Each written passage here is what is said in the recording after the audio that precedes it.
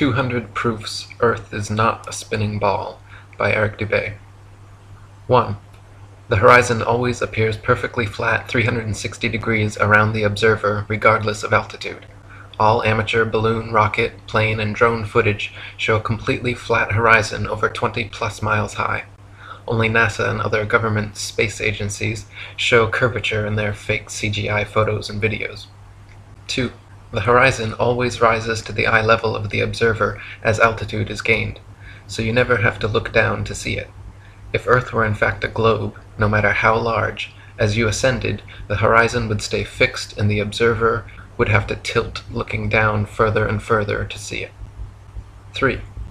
The natural physics of water is to find and maintain its level. If Earth were a giant sphere tilted, wobbling, and hurtling through infinite space, then truly flat, consistently level surfaces would not exist here. But since Earth is in fact an extended flat plane, this fundamental physical property of fluids finding and remaining level is consistent with experience and common sense. 4. Rivers run down to sea level, finding the easiest course, north, south, east, west, and all other intermediary directions over the Earth at the same time. If Earth were truly a spinning ball, then many of these rivers would be impossibly flowing uphill. For example, the Mississippi in its 3,000 miles would have to ascend 11 miles before reaching the Gulf of Mexico. 5. One portion of the Nile River flows for 1,000 miles with a fall of only 1 foot. Parts of the West African Congo, according to the supposed inclination and movement of the ball Earth, would be sometimes running uphill and sometimes down. This would also be the case for the Plana, Paraguay, and other long rivers. 6. If Earth were a ball 25,000 miles in circumference, as NASA and modern astronomy claim, spherical trigonometry dictates the surface of all standing water must curve downward an easily measurable 8 inches per mile, multiplied by the square of the distance. This means, along a 6-mile channel of standing water, the Earth would dip 6 feet on either end from the central peak. Every time such experiments have been conducted, however, standing water has proven to be perfectly level. 7. Surveyors, engineers, and architects are never required to factor the supposed curvature of the Earth into their projects. Canals, railways, bridges, and tunnels, for example, are always cut and laid horizontally, often over hundreds of miles without any allowance for curvature. 8. The Suez Canal, connecting the Mediterranean with the Red Sea, is 100 miles long without any locks, making the water an uninterrupted continuation of the two seas. When constructed, the Earth's supposed curvature was not taken into account. It was dug along a horizontal datum line, 26 feet below sea level, passing through several lakes from one sea to the other, with the datum line and the water's surface running perfectly parallel over the 100 miles. 9. Engineer W. Winkler was published in the Earth Review regarding the Earth's supposed curvature, stating, "As an engineer of many years' standing, I saw that this absurd allowance is only permitted in school books. No engineer would dream of allowing anything of the kind. I have projected many miles of railways and many more of canals, and the allowance has not even been thought of, much less allowed for. This allowance for curvature means this, that it is 8 inches for the first mile of a canal and increasing at the ratio by the square of the distance in miles. Thus a small navigable canal for boats, say 30 miles long, will have, by the above rule, an allowance for curvature of 600 feet. Think of that, and then please credit engineers as not being quite such fools. Nothing of the sort is allowed. We no more think of allowing 600 feet for a line of 30 miles of railway or canal than of wasting our time trying to square the circle. 10. The London and Northwestern Railway forms a straight line 180 miles long between London and Liverpool. The railroad's highest point, midway at Birmingham Station, is only 240 feet above sea level. If the world were actually a globe, however, curving 8 inches per mile squared, the 180-mile stretch of rail would form an arc with the center point at Birmingham raised over a mile, a full 5,400 feet above London and Liverpool. 11. A surveyor and engineer of 30 years published in the Birmingham Weekly Mercury stated, "I am thoroughly acquainted with the theory and practice of civil engineering. However bigoted some of our professors may be in the theory of surveying, according to the prescribed rules, yet it is well known amongst us that such theoretical measurements are incapable of any practical illustration. All our locomotives are designed to run on what may be regarded as true levels or flats. There are, of course, partial inclines or gradients here and there, but they are always accurately defined and must be carefully traversed. But anything approaching to 8 inches in the mile, increasing as the square of the distance, could not be worked by any engine that was ever yet constructed. Taking one station with another, all over England and Scotland, it may be stated that all the platforms are on the same relative level. The distance between eastern and western coasts of England may be set down as 300 miles. If the prescribed curvature was indeed as represented, the central stations at Rugby or Warwick ought to be close upon 3 miles higher than a cord drawn from the two extremities. If such was the case, there is not a driver or stoker within the kingdom that would be found to take charge of the train. We can only laugh at those of your readers who seriously give us credit for such venturesome exploits as running trains round spherical curves. Horizontal curves on levels are dangerous enough. Vertical curves would be 1,000 times worse, and with our rolling stock constructed as at present, physically impossible. 12. The Manchester Ship Canal Company published in the Earth Review stated, "It is customary in railway and canal constructions for all levels to be referred to a datum which is nominally horizontal and is so shown on all sections. It is not the practice in laying out public works to make allowances for the curvature of the earth." 13. In a 19th century French experiment by M.M. and Arago, a powerful lamp with good reflectors was placed on the summit of Desierto las Palmas in Spain, and able to be seen all the way from Capri on the island of Ibiza. Since the elevation of the 2 points were identical and the distance between covered nearly 100 miles, if the earth were a ball 25,000 miles in circumference, the light should have been more than 6,600 feet, a mile and a quarter, below the line of sight. 14. The Lieutenant Colonel Portlock experiment used oxyhydrogen Drummond's lights and heliostats to reflect the sun's rays across stations set up across 108 miles of St. George's Channel. If the Earth were actually a ball 25,000 miles in circumference, Portlock's light should have remained hidden under a mile and a half of curvature. 15. If the Earth were truly a sphere 25,000 miles in circumference, airplane pilots would have to constantly correct their altitudes downwards so as to not fly straight off into outer space. A pilot wishing to simply maintain their altitude at a typical cruising speed of 500 miles per hour would have to constantly dip their nose downwards and descend 2,777 feet, over half a mile, every minute. Otherwise, without compensation, in 1 hour's time, the pilot would find themselves 31.5 miles higher than expected. 16. The experiment known as Airy's failure proved that stars move relative to a stationary Earth and not the other way around. By first filling a telescope with water to slow down the speed of light inside, then calculating the tilt necessary to get the starlight directly down the tube, Airy failed to prove the heliocentric theory, since the starlight was already coming in the correct angle with no change necessary, and instead proved the geocentric model correct. 17. Olber's paradox states that if there were billions of stars, which are suns, the night sky would be filled completely with light.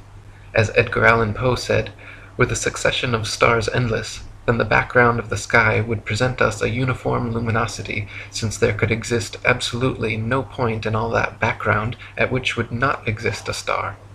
In fact, Olber's paradox is no more a paradox than George Airy's experiment was a failure. Both are actually excellent refutations of the heliocentric spinning ball Earth model. 18.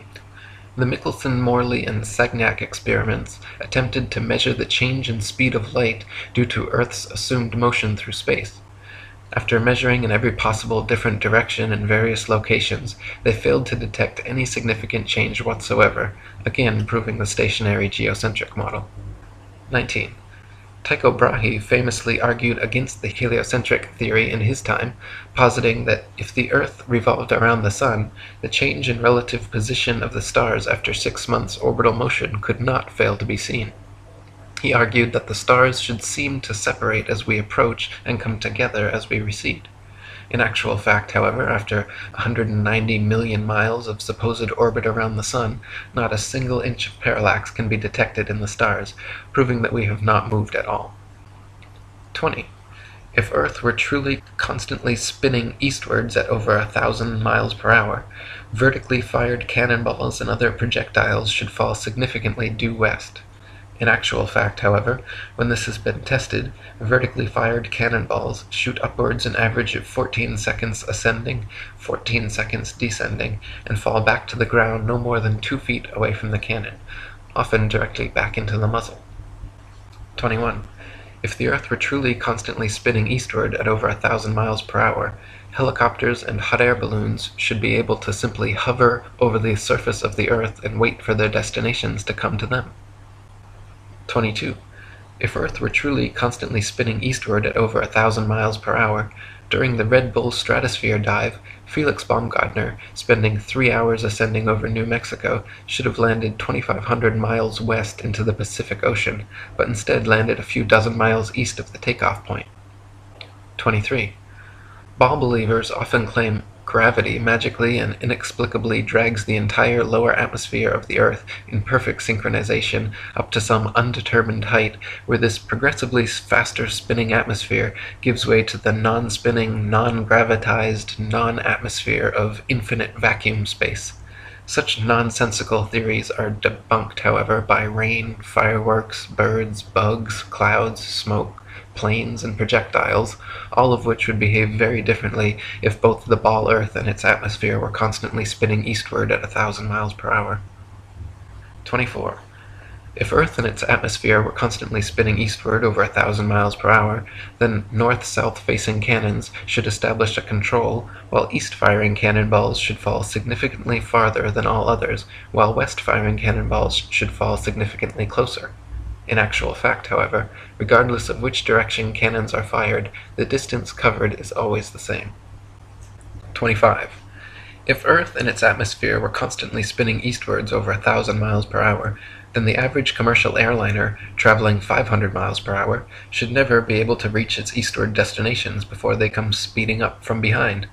Likewise, westward destinations should be arrived at thrice the speed, but this is not the case.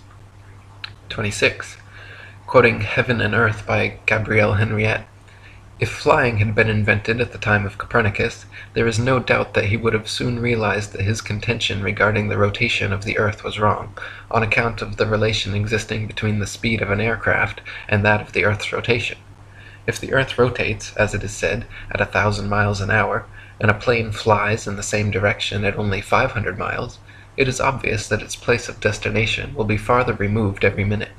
On the other hand, if flying took place in the opposite direction to that of the rotation, a distance of 1,500 miles would be covered in 1 hour instead of 500, since the speed of the rotation is to be added to that of the plane.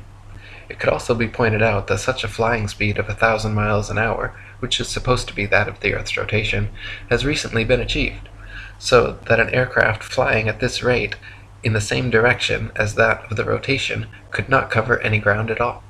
It would remain suspended in mid-air over the spot from which it took off, since both speeds are equal. 27. If Earth and its atmosphere were constantly spinning eastwards over 1,000 miles per hour, landing airplanes on such fast-moving runways, which face all manner of directions, north, south, east, west, and otherwise, would be practically impossible. Yet, in reality, such fictional concerns are completely negligible. 28. If the Earth and its atmosphere were constantly spinning eastwards over 1,000 miles per hour, then clouds, wind, and weather patterns could not casually and unpredictably go every which way, with clouds often traveling in opposing directions at varying altitudes simultaneously. 29. If the Earth and its atmosphere were constantly spinning eastwards over 1,000 miles per hour, this should somewhere, somehow, be seen, heard, felt, or measured by someone, yet no one in history has ever experienced this alleged eastward motion. Meanwhile, however, we can hear, feel, and experimentally measure even the slightest westward breeze. 30. In his book South Sea Voyages, Arctic and Antarctic explorer Sir James Clark Ross described his experience on the night of November 27, 1839, and his conclusion that the earth must be motionless. The sky being very clear, it enabled us to observe the higher stratum of clouds to be moving in an exactly opposite direction to that of the wind, a circumstance which is frequently recorded in our meteorological journal, both in the northeast and southeast trades, and has also often been observed by former voyagers. Captain Basil Hall witnessed it from the summit of the Peak of Teneriffe, and Count Strzelecki, on ascending the volcanic mountain of Kyrenia in Owyhee, reached at 4,000 feet an elevation above that of the trade wind, and experienced the influence of an opposite current of air of a different hydrometric and thermometric condition.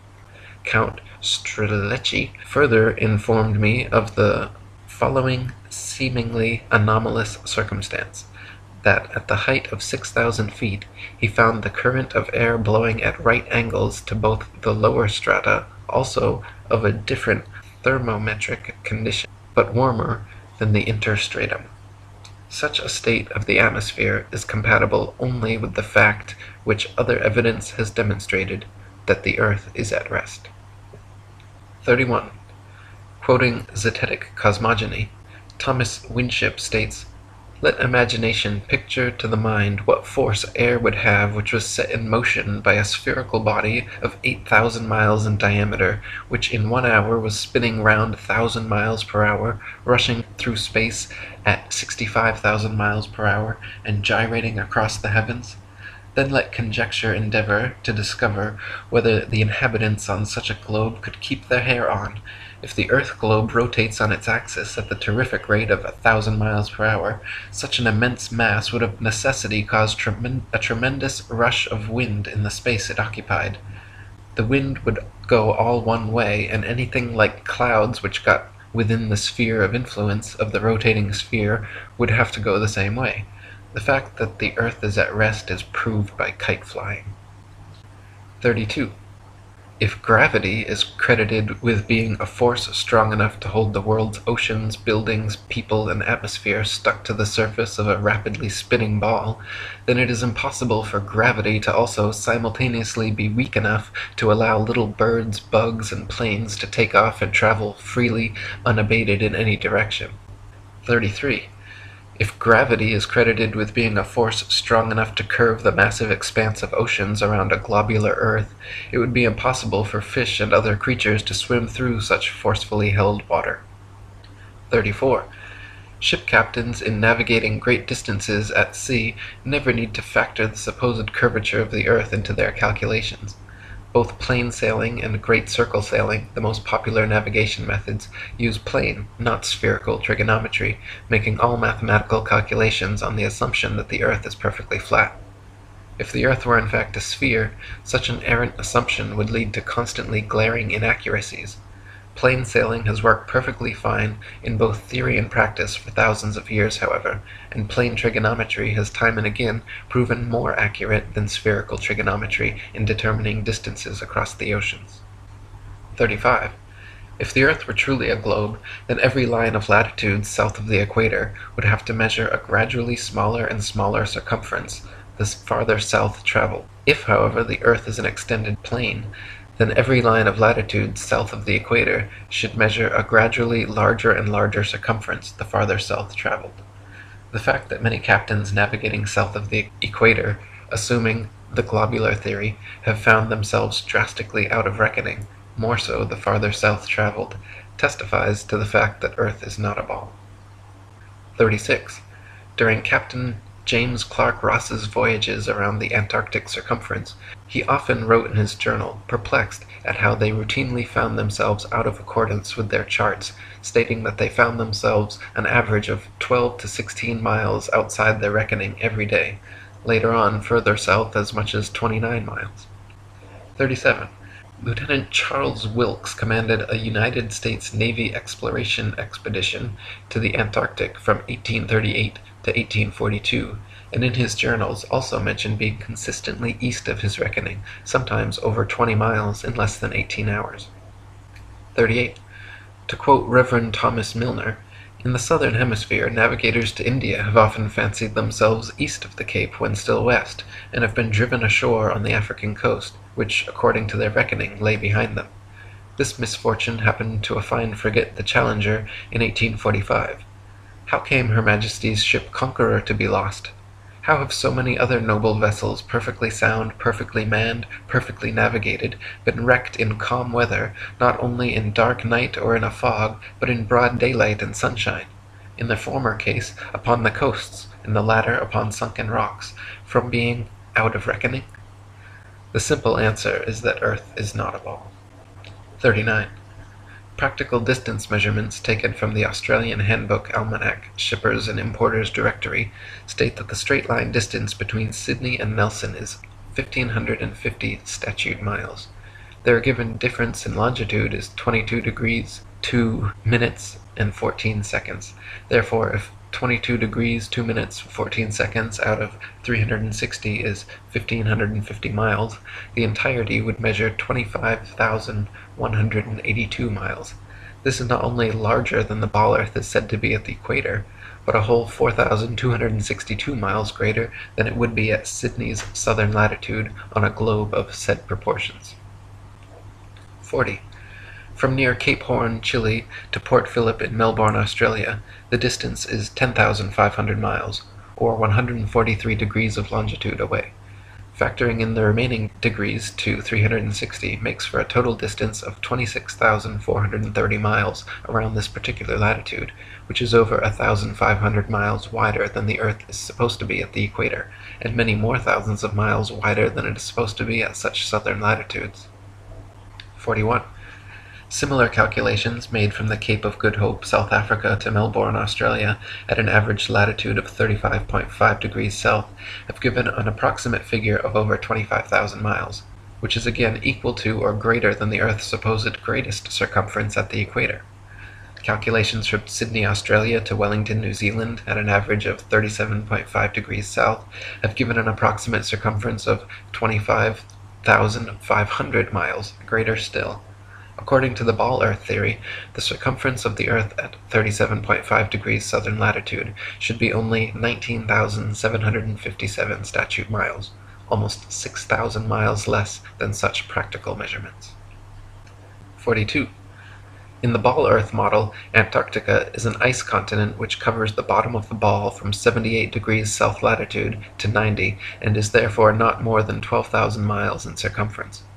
Many early explorers, including Captain Cook and James Clark Ross, however, in attempting Antarctic circumnavigation, took 3 to 4 years and clocked 50 to 60,000 miles around. The British ship Challenger also made an indirect but complete circumnavigation of Antarctica, traversing 69,000 miles. This is entirely inconsistent with the ball model. 43. If Earth was a ball, there are several flights in the southern hemisphere which would have their quickest, straightest path over the Antarctic continent, such as Santiago, Chile, to Sydney, Australia. Instead of taking the shortest, quickest route in a straight line over Antarctica, all such flights detour all manner of directions away from Antarctica, instead claiming the temperatures too cold for airplane travel. Considering the fact that there are plenty of flights to, from, and over Antarctica, and NASA claims to have technology keeping them in conditions both far colder and far hotter than any experienced on Earth, such an excuse is clearly just an excuse, and these flights aren't made because they are impossible. 44. If Earth was a ball, and Antarctica was too cold to fly over, the only logical way to fly from Sydney to Santiago would be a straight shot over the Pacific, staying in the southern hemisphere the entire way. Refueling could be done in New Zealand or other southern hemisphere destinations along the way, if absolutely necessary.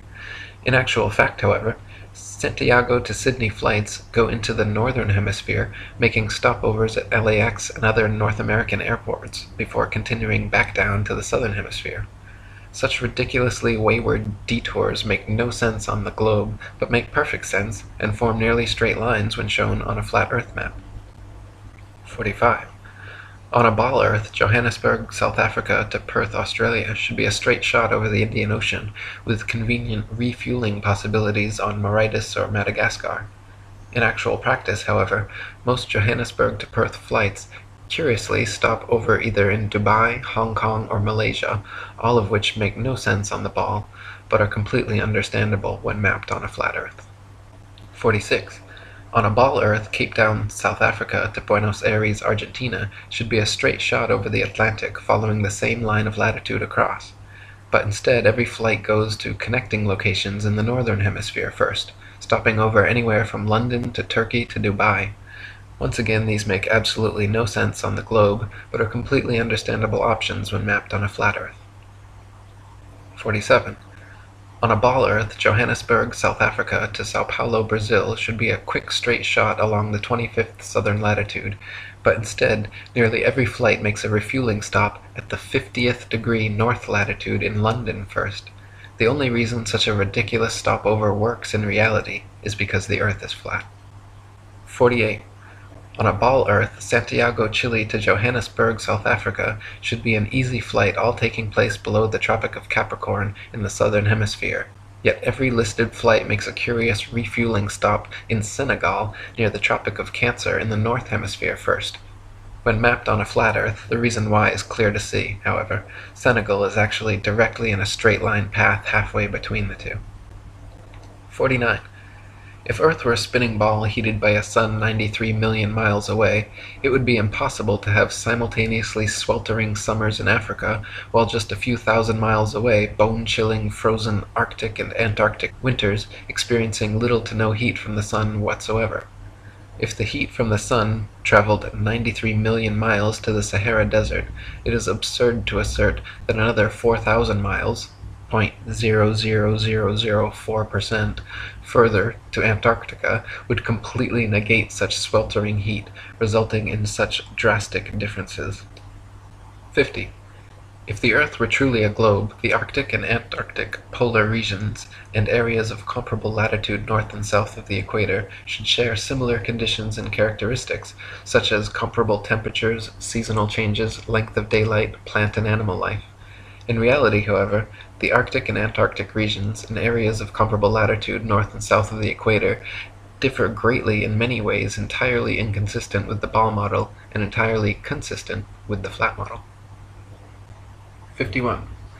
Antarctica is by far the coldest place on Earth, with an average annual temperature of approximately minus 57 degrees Fahrenheit and a record low of minus 135.8. The average annual temperature at the North Pole, however, is a comparatively warm 4 degrees. Throughout the year, temperatures in the Antarctic vary less than half the amount at comparable Arctic latitudes. The northern Arctic region enjoys moderately warm summers and manageable winters, whereas the southern Antarctic region never even warms enough to melt the perpetual snow and ice. On a tilting, wobbling ball Earth spinning uniformly around the sun, Arctic and Antarctic temperatures and seasons should not vary so greatly. 52. Iceland, at 65 degrees north latitude, is home to 870 species of native plants and abundant various animal life. Compare this with the Isle of Georgia at just 54 degrees south latitude, where there are only 18 species of native plants and animal life is almost non-existent. The same latitude as Canada or England in the north, where dense forests of various tall trees abound, the infamous Captain Cook wrote of Georgia that he was unable to find a single shrub large enough to make a toothpick. Cook wrote, "Not a tree was to be seen. The lands which lie to the south are doomed by nature to perpetual frigidness, never to feel the warmth of the sun's rays, whose horrible and savage aspect I have not words to describe. Even marine life is sparse in certain tracts of vast extent, and the sea-bird is seldom observed flying over such lonely wastes. The contrasts between the limits of organic life in the Arctic and Antarctic zones is very remarkable and significant." 53. At places of comparable latitude north and south, the sun behaves very differently than it would on a spinning ball Earth, but precisely how it should on a flat Earth. For example, the longest summer days north of the equator are much longer than those south of the equator, and the shortest winter days north of the equator are much shorter than the shortest south of the equator. This is inexplicable on a uniformly spinning, wobbling ball Earth, but fits exactly on a flat model with the sun traveling circles over and around the Earth from tropic to tropic. 54. At places of comparable latitude north and south, Dawn and dusk happen very differently than they would on a spinning ball, but precisely how they should on a flat Earth. In the north, dawn and dusk come slowly and last far longer than in the south, where they come and go very quickly. Certain places in the north twilight can last for over an hour, while at comparable southern latitudes, within a few minutes the sunlight completely disappears. This is inexplicable on a uniformly spinning, wobbling ball Earth, but is exactly what is expected on a flat Earth with the sun traveling faster, wider circles over the south and slower, narrower circles over the north. 55. If the sun circles over and around the Earth every 24 hours, steadily traveling from tropic to tropic every 6 months, it follows that the northern central region would annually receive far more heat and sunlight than the southern circumferential region.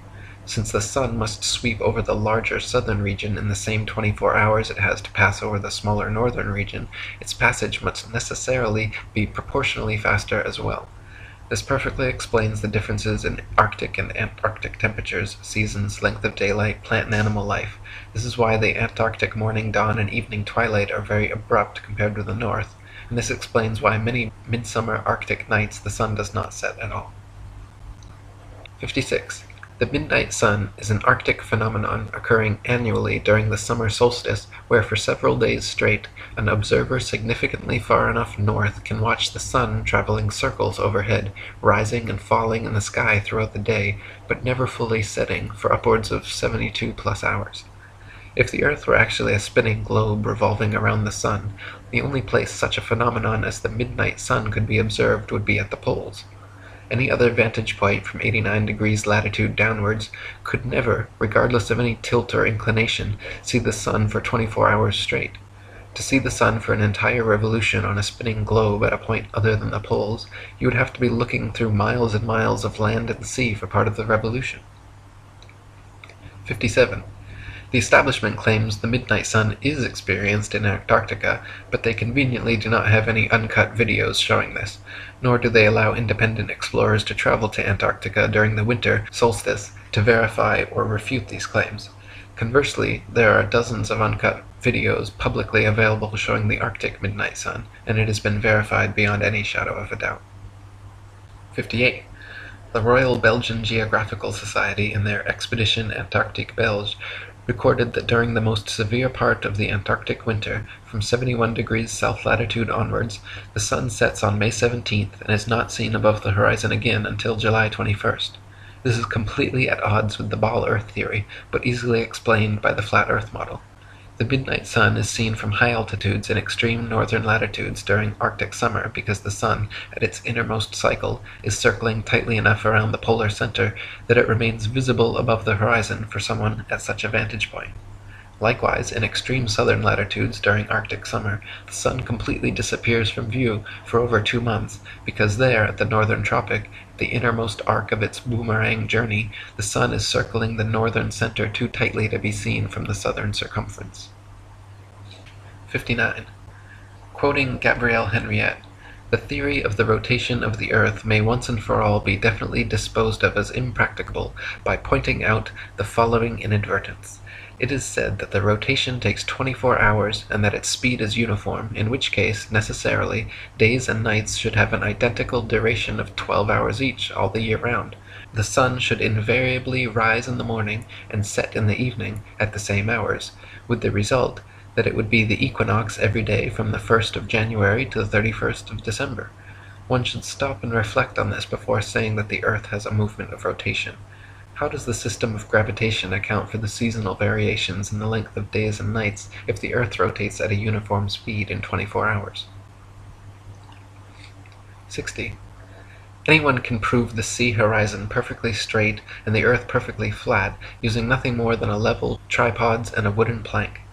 At any altitude above sea level, simply fix a 6 to 12 foot long smooth leveled board edgewise upon tripods and observe the skyline from eye level behind it. The distant horizon will always appear perfectly level with the upper edge of the board.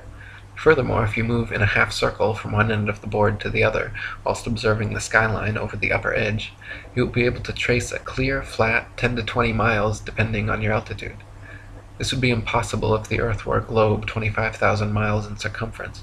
The horizon would align over the center of the board, but then gradually, noticeably decline towards the extremities. Just 10 miles on each side would necessitate an easily visible curvature of 66.6 feet from each end to the center. 61.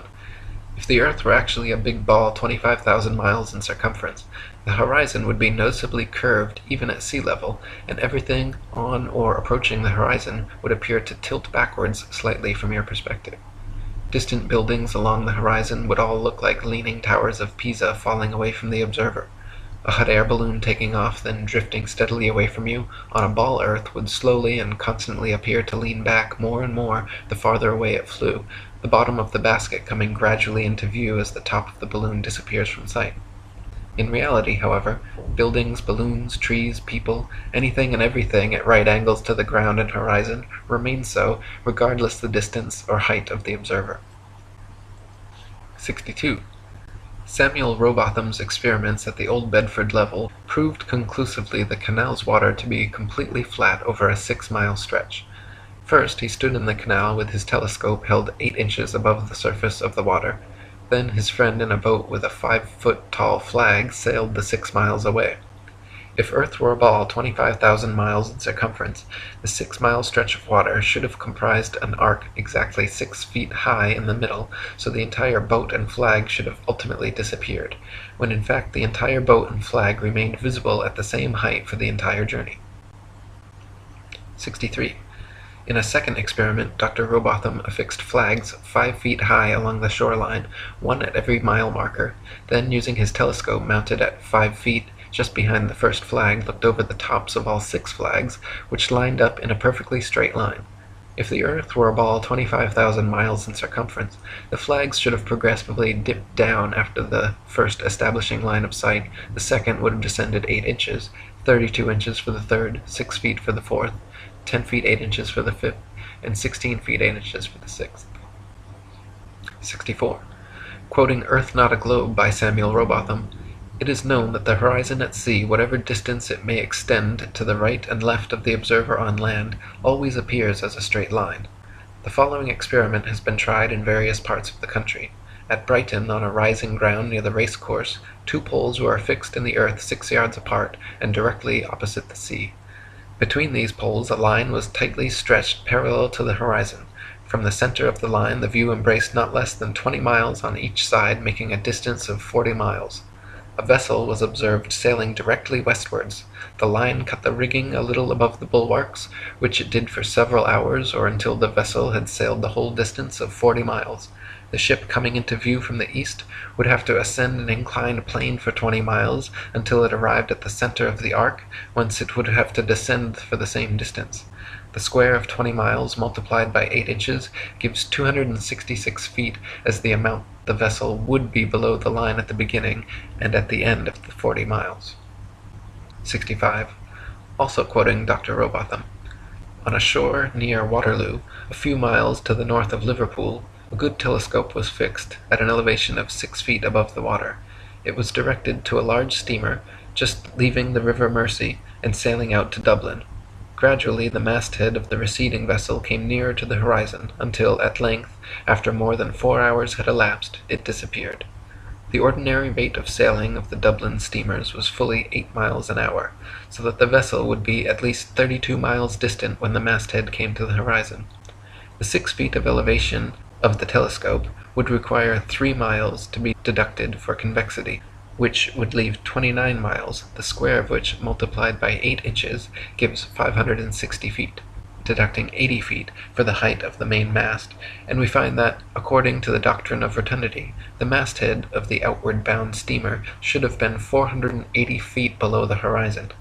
Many other experiments of this kind have been made upon sea-going steamers, and always with results entirely incompatible with the theory that the earth is a globe. 66. Dr. Rowbotham conducted several other experiments using telescopes, spirit levels, sextants, and theodolites, special precision instruments used for measuring angles in horizontal or vertical planes. By positioning them at equal heights, aimed at each other successively, he proved over and over the earth to be perfectly flat for miles without a single inch of curvature. His findings caused quite a stir in the scientific community, and thanks to 30 years of his efforts, the shape of the Earth became a hot topic of debate around the turn of the 19th century. 67. The distance across the Irish Sea from the Isle of Man's Douglas Harbour to Great Orme's Head in North Wales is 60 miles. If the Earth was a globe, then the surface of the water between them would form a 60-mile arc, the center towering 1,944 feet higher than the coastlines at either end. It is well known and easily verifiable, however, that on a clear day from a modest altitude of 100 feet, the Great Orme's Head is visible from Douglas Harbour. This would be completely impossible on a globe of 25,000 miles. Assuming the 100-foot altitude causes the horizon to appear approximately 13 miles off, the 47 miles remaining means the Welsh coastline should still fall an impossible 1,472 feet below the line of sight. 68. The Philadelphia skyline is clearly visible from Apple Pie Hill in the New Jersey Pine Barrens 40 miles away. If Earth were a ball 25,000 miles in circumference, factoring in the 205-foot elevation of Apple Pie Hill, the Philly skyline should remain well hidden beyond 335 feet of curvature. 69. The New York City skyline is clearly visible from Harriman State Park's Bear Mountain 60 miles away. If Earth were a ball 25,000 miles in circumference, viewing from Bear Mountain's 1,283-foot summit, the Pythagorean theorem determining distance to the horizon being 1.23 times the square root of the height in feet, the New York City skyline should be invisible behind 170 feet of curved Earth. 70. From Washington's Rock in New Jersey, at just a 400-foot elevation, it is possible on a clear day to see the skylines of both New York and Philadelphia in opposite directions at the same time, covering a total distance of 120 miles. If Earth were a ball 25,000 miles in circumference, both of these skylines should be hidden behind over 800 feet of Earth's curvature. 71.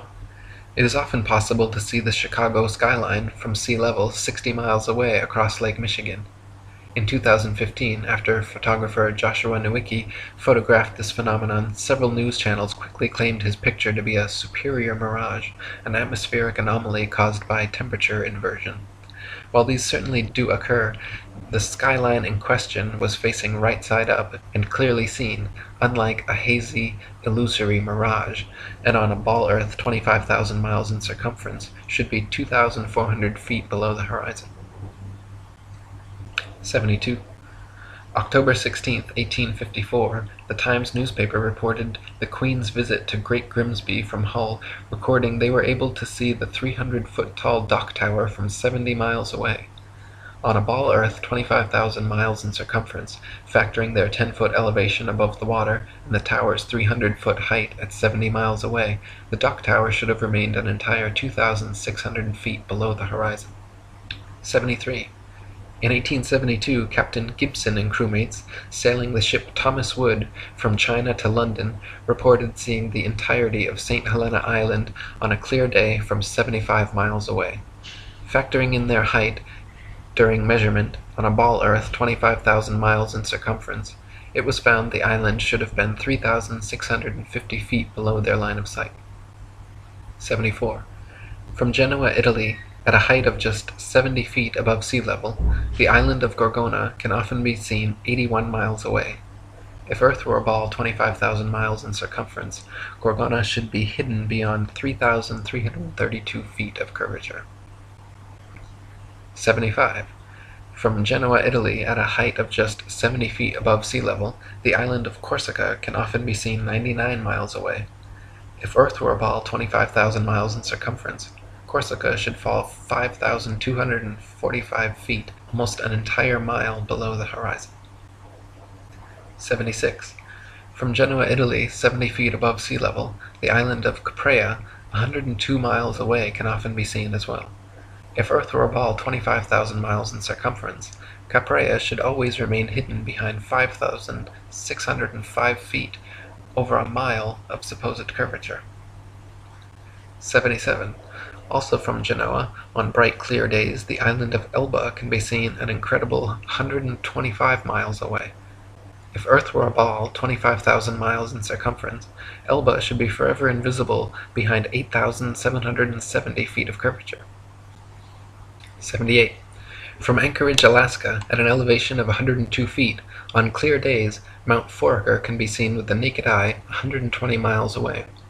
If Earth were a ball 25,000 miles in circumference, Mount Foraker's 17,400-foot summit should be leaning back away from the observer, covered by 7,719 feet of curved earth.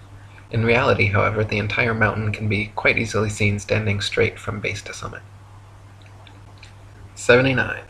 From Anchorage, Alaska, at an elevation of 102 feet, on clear days Mount McKinley can be seen with the naked eye from 130 miles away. If Earth were a ball 25,000 miles in circumference, Mount McKinley's 20,320-foot summit should be leaning back away from the observer and almost half covered by 9,220 feet of curved earth. In reality, however, the entire mountain can be quite easily seen standing straight from base to summit. 80. In Chambers' Journal, February 1895, a sailor near Mauritius in the Indian Ocean reported having seen a vessel which turned out to be an incredible 200 miles away. The incident caused much heated debate in nautical circles at the time, gaining further confirmation in Aden, Yemen, where another witness reported seeing a missing Bombay steamer from 200 miles away. He correctly stated the precise appearance, location, and direction of the steamer, all later corroborated and confirmed correct by those on board.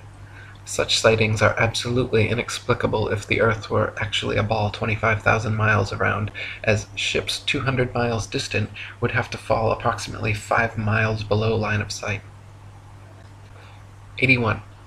The distance from which various lighthouse lights around the world are visible at sea far exceeds what could be found on a ball Earth 25,000 miles in circumference. For example, the Dunkirk light in southern France, at an altitude of 194 feet, is visible from a boat 10 feet above sea level, 28 miles away. Spherical trigonometry dictates that if the Earth was a globe with the given curvature of 8 inches per mile squared, this light should be hidden 190 feet below the horizon. 82. The Port Nicholson light in New Zealand is 420 feet above sea level and visible from 35 miles away, where it should be 220 feet below the horizon. 83. The Icaro light in Norway is 154 feet above high water and visible from 28 statute miles, where it should be 230 feet below the horizon. 84. The light at Madras on the Esplanade is 132 feet high and visible from 28 miles away, where it should be 250 feet below the line of sight. 85. The Cordonan light on the west coast of France is 207 feet high and visible from 31 miles away, where it should be 280 feet below the line of sight. 86. The light at Cape Bonavista, Newfoundland, is 150 feet above sea level and visible at 35 miles, where it should be 491 feet below the horizon. 87. The lighthouse steeple of St. Botolph's Parish Church in Boston is 290 feet tall and visible from over 40 miles away, where it should be hidden a full 800 feet below the horizon. 88.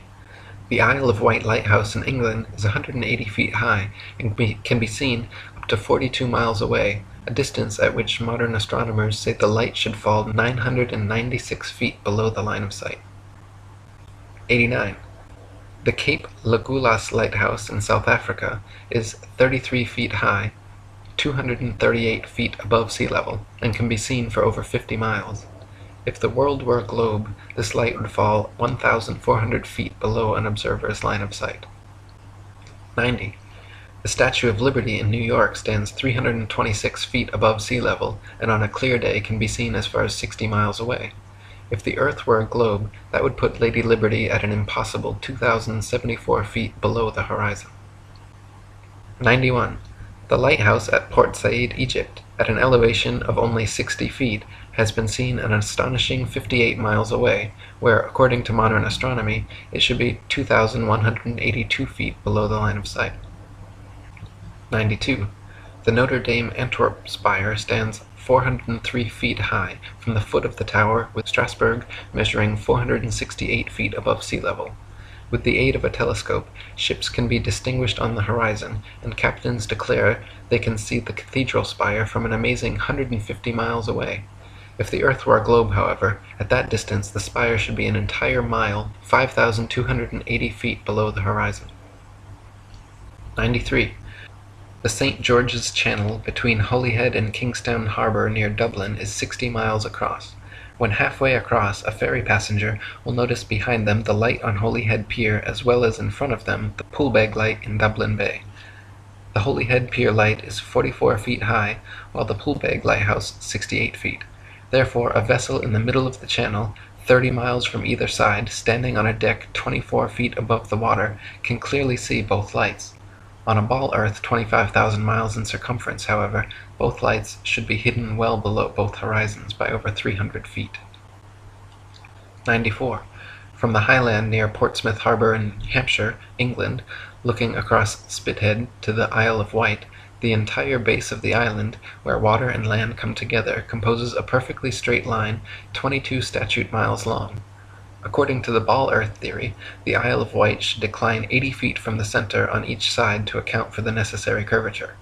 The crosshairs of a good theodolite directed there, however, have repeatedly shown the land and water line to be perfectly level.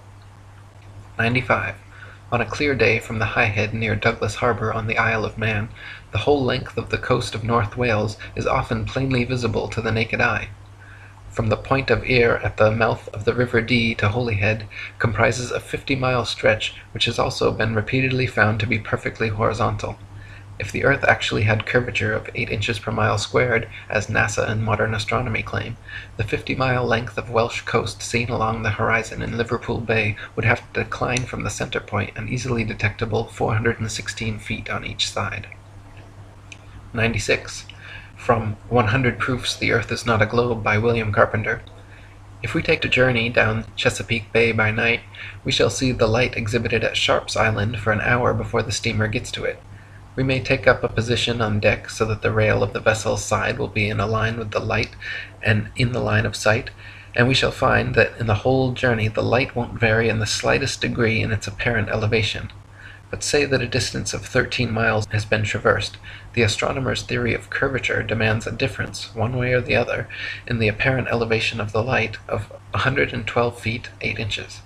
Since, however, there is not a difference of 100 hair's breadths, we have a plain proof that the water of the Chesapeake Bay is not curved, which is a proof that the Earth is not a globe. 97. NASA and modern astronomy say the Earth is a giant ball tilted back, wobbling and spinning 1,000 miles per hour around its central axis, traveling 67,000 miles per hour circles around the Sun, spiraling 500,000 miles per hour around the Milky Way, while the entire galaxy rockets a ridiculous 670 million miles through the universe, with all of these motions originating from an alleged Big Bang cosmogenic explosion 14 billion years ago.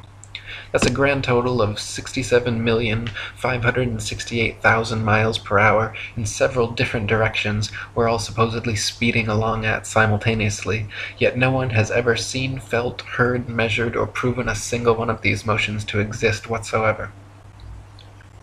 98. NASA and modern astronomy say Polaris, the North Pole star, is somewhere between 323 and 434 light-years, or about 2 quadrillion miles, away from us. Firstly, note that is between 1,938,000,000,000,000 to 2,604,000,000,000,000 miles, making a difference of over 600 trillion miles. If modern astronomy cannot even agree on the distance to stars within hundreds of trillions of miles, perhaps their science is flawed and their theory needs re-examining. However, even granting them their obscurely distant stars, it is impossible for heliocentrists to explain how Polaris manages to always remain perfectly aligned straight above the North Pole throughout Earth's various alleged tilting, wobbling, rotating, and revolving motions. 99. Viewed from a ball Earth, Polaris, situated directly over the North Pole, should not be visible anywhere in the southern hemisphere. For Polaris to be seen from the southern hemisphere of a globular Earth, the observer would have to be somehow looking through the globe, and miles of land and sea would have to be transparent. Polaris can be seen, however, up to over 20 degrees south latitude. 100. If Earth were a ball, the Southern Cross and other southern constellations would all be visible at the same time from every longitude on the same latitude, as is the case in the north with Polaris and its surrounding constellations. Ursa Major and Minor and many others can be seen from every northern meridian simultaneously, whereas in the south, constellations like the Southern Cross cannot. This proves that the southern hemisphere is not turned under as in the ball model, but simply stretching further outwards away from the northern center point as in the flat Earth model. 101. Sigma Octantis is claimed to be a southern central pole star similar to Polaris, around which the southern hemisphere stars all rotate around the opposite direction. Unlike Polaris, however, Sigma Octantis cannot be seen simultaneously from every point along the same latitude. It is not central, but allegedly 1 degree off-center. It is not motionless, and in fact cannot be seen at all using publicly available telescopes. There is legitimate speculation regarding whether Sigma Octantis even exists. Either way, the direction in which stars move overhead is based on perspective and the exact direction you're facing, not which hemisphere you're in. 102. Some heliocentrists have tried to suggest that the pole star's gradual declination overhead as an observer travels southward is proof of a globular Earth. Far from it, the declination of the pole star or any other object is simply a result of the law of perspective on plane, flat surfaces. The law of perspective dictates that the angle and height at which an object is seen diminishes the farther one recedes from the object, until at a certain point the line of sight and the seemingly uprising surface of the Earth converges to a vanishing point, i.e. the horizon line, beyond which the object is invisible. In the ball Earth model, the horizon is claimed to be the curvature of the Earth, whereas in reality, the horizon is known to simply be the vanishing line of perspective based on the strength of your eyes, instruments, weather, and altitude. 103. There are several constellations which can be seen from far greater distances over the face of the Earth than should be possible if the world were a rotating, revolving, wobbling ball. For instance, Ursa Major, very close to Polaris, can be seen from 90 degrees north latitude, the North Pole, all the way down to 30 degrees south latitude. For this to be possible on a ball Earth, the southern observers would have to be seeing through hundreds or thousands of miles of bulging Earth to the northern sky. 104. The constellation Vulpecula can be seen from 90 degrees north latitude all the way to 55 degrees south latitude. Taurus, Pisces, and Leo can be seen from 90 degrees north all the way to 65 degrees south. An observer on a ball Earth, regardless of any tilt or inclination, should not logically be able to see this far. 105. Aquarius and Libra can be seen from 65 degrees north to 90 degrees south. The constellation Virgo is visible from 80 degrees north down to 80 degrees south, and Orion can be seen from 85 degrees north all the way to 75 degrees south latitude. These are all only possible because the hemispheres are not spheres at all, but concentric circles of latitude extending outwards from the central North Pole, with the stars rotating over and around. 106. The so-called South Pole is simply an arbitrary point along the Antarctic ice marked with a red and white barbershop pole topped with a metal ball Earth. The ceremonial South Pole is admittedly and provably not the actual South Pole, however, because the actual South Pole could be demonstrably confirmed with the aid of a compass showing north to be 360 degrees around the observer. Since this feat has never been achieved, the model remains pure theory, along with the establishment's excuse that the geomagnetic poles supposedly constantly move around, making verifications of their claims impossible.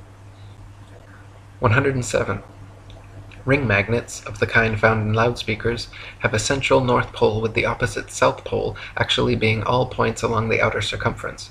This perfectly demonstrates the magnetism of our flat Earth, whereas the alleged source of magnetism in the ball Earth model is emitted from a hypothetical molten magnetic core in the center of the ball, which they claim conveniently causes both poles to constantly move, thus evading independent verification at their two ceremonial poles. In reality, the deepest drilling operation in history, the Russian Kola Ultra Deep, managed to get only 8 miles down. So the entire ball Earth model taught in schools showing a crust, outer mantle, outer core, and inner core layers are all purely speculation, as we have never penetrated through beyond the crust. 108. The mariner's compass is an impossible and nonsensical instrument for use on a ball Earth. It simultaneously points north and south over a flat surface, yet claims to be pinpointing two constantly moving geomagnetic poles at opposite ends of a spinning sphere originating from a hypothetical molten metal core. If compass needles were actually drawn to the north pole of a globe, the opposing south needle would actually be pointing up and off into outer space. 109. There are no fixed east or west points, just as there is no fixed south. The north central pole is the only proven fixed point on our flat Earth, with south being all straight lines outwards from the pole, east and west being concentric circles at constant right angles 90 degrees from the pole. A westerly circumnavigation of Earth is thus going around with Polaris continually on your right, while an easterly circumnavigation is going around with Polaris always at your left. 110. Magellan and others' east-west circumnavigations of Earth are often quoted as proof of the ball model. In actual fact, however, sailing or flying at right angles to the North Pole and eventually returning to one's original location is no more difficult or mysterious than doing so on a globe. Just as an architect's compass can place its center point on a flat piece of paper and trace a circle either way around the pole, so can a ship or plane circumnavigate a flat Earth. 111. Since the North Pole and Antarctica are covered in ice and guarded no-fly zones, no ships or planes have ever been known to circumnavigate the Earth in north-south directions. The only kind of circumnavigation which could not happen on a flat Earth is north and southbound, which is likely the very reason for the heavily enforced flight restrictions. The fact that there is yet to be a single verified north-to-south circumnavigation of Earth serves as standing proof the world is not a ball. 112.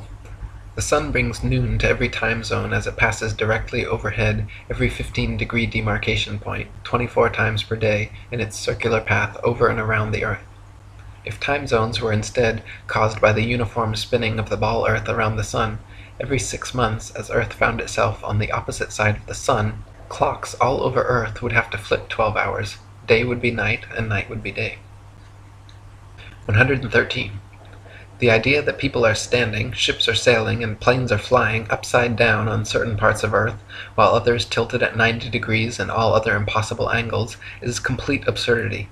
The idea that a man digging a hole straight down could eventually reach sky on the other side is ludicrous. Common sense tells every free-thinking person correctly that there truly is an up and down in nature, unlike the everything is relative rhetoric of the Newtonian Einsteinian paradigm. 114. Quoting On the False Wisdom of the Philosophers by Lactantius, a sphere where people on the other side live with their feet above their heads, where rain, snow, and hail fall upwards, where trees and crops grow upside down, and the sky is lower than the ground, the ancient wonder of the hanging gardens of Babylon dwindle into nothing in comparison to the fields, seas, towns, and mountains that pagan philosophers believe to be hanging from the earth without support. 115. The existing laws of density and buoyancy perfectly explained the physics of falling objects long before knighted Freemason Sir Isaac Newton bestowed his theory of gravity upon the world. It is a fact that objects placed in denser mediums rise up, while objects placed in less dense mediums sink down. To fit with the heliocentric model, which has no up or down, Newton instead claimed objects are attracted to large masses and fall towards the center. Not a single experiment in history, however, has shown an object massive enough to, by virtue of its mass alone, cause other smaller masses to be attracted to it, as Newton claims gravity does with the Earth, the Sun, Moon, stars, and planets. 116. There has also never been a single experiment in history showing an object massive enough to, by virtue of its mass alone, cause another smaller mass to orbit around it. The magic theory of gravity allows for oceans, buildings, and people to remain forever stuck to the underside of a spinning ball, while simultaneously causing objects like the moon and satellites to remain locked in perpetual circular orbits around the Earth. If these were both true, then people should be able to jump up and start orbiting circles around the Earth, or the moon should have long ago been sucked into the Earth. Neither of these theories have ever been experimentally verified, and their alleged results are mutually exclusive. 117. Newton also theorized, and it is now commonly taught, that the Earth's ocean tides are caused by gravitational lunar attraction. If the moon is only 2,160 miles in diameter, and the Earth 8,000 miles, however, using their own math and law, it follows that the Earth is 87 times more massive and therefore the larger object should attract the smaller to it, and not the other way around. If the Earth's greater gravity is what keeps the Moon in orbit, it is impossible for the Moon's lesser gravity to supersede the Earth's gravity, especially at Earth's sea level, where its gravitational attraction would even further out-trump the Moon's. And if the Moon's gravity truly did supersede the Earth's, causing the tides to be drawn towards it, there should be nothing to stop them from continuing onwards and upwards towards their great attractor. 118. Furthermore, the velocity and path of the Moon are uniform, and should therefore exist a uniform influence on the Earth's tide, when in actuality Earth's tides vary greatly and do not follow the Moon. Earth's lakes, ponds, marshes, and other inland bodies of water also inexplicably remain forever outside the Moon's gravitational grasp. If gravity was truly drawing Earth's oceans up to it, all lakes, ponds, and other bodies of standing water should certainly have tides as well. 119. It is claimed that the other planets are spheres, and so therefore Earth must also be a sphere. Firstly, Earth is a plane, not a planet, so the shape of these planets in the sky have no bearing on the shape of the Earth beneath our feet. Secondly, these planets have been known for thousands of years around the world as wandering stars, since they differ from the other fixed stars in their relative motions only. When looked at with an unprejudiced naked eye or through a telescope, the fixed and wandering stars appear as luminous disks of light, not spherical terra firma. The pictures and videos shown by NASA of spherical terra firma planets are all clearly fake computer-generated images and not photographs. 120. The etymology of the word planet actually comes from the late Old English planet, or from Old French planet, from Latin planeta, from Greek planetes, planetae, wandering stars, or to wander of unknown origin, to spread, or notion of spread out, from Latin planum, flat surface, plane, level, plane. They just added a T to our Earth plane, and everyone bought it. 121. When you observe the Sun and Moon, you see two equally sized equidistant circles tracing similar paths at similar speeds around a flat stationary Earth. The experts at NASA, however, claim your common sense everyday experience is false on all counts. To begin with, they say the Earth is not flat but a big ball, not stationary but spinning around 19 miles per second. They say the Sun does not revolve around the Earth as it appears, but Earth revolves around the Sun. The Moon, on the other hand, does revolve around the Earth, though not east to west as it appears, rather west to east, and the Sun is actually 400 times larger than the Moon and 400 times farther away. You can clearly see they are the same size and distance. You can see the Earth is flat, you can feel the Earth is stationary, but according to the gospel of modern astronomy, you are wrong and a simpleton worthy of endless ridicule if you dare to trust your own eyes and experience. 122. Quoting Alan Daves, "If the government or NASA had said to you that the Earth is stationary, imagine that. And then imagine we are trying to convince people that no, it's not stationary, it's moving forward at 32 times rifle bullet speed and spinning at 1,000 miles per hour. We would be laughed at. We would have so many people telling us, you're crazy, the Earth's not moving. We would be ridiculed for having no scientific backing for this convoluted moving Earth theory. And not only that, but then people would say, oh, then how do you explain a fixed calm atmosphere and the Sun's observable movement? How do you explain that? Imagine saying to people, no, the atmosphere is moving also, but is somehow magically velcroed to the moving Earth. The reason is not simply because the Earth is stationary. So what we are actually doing is what makes sense. We are saying that the moving Earth theory is nonsense. The stationary Earth theory makes sense, and we are being ridiculed. You've got to picture it being the other way around to realize just how ridiculous the situation is. This theory from the government and NASA that the Earth is rotating and orbiting and leaning over and wobbling is absolute nonsense, and yet people are clinging to it tightly like a teddy bear. They just can't bring themselves to face the possibility that the Earth is stationary, though all evidence shows it.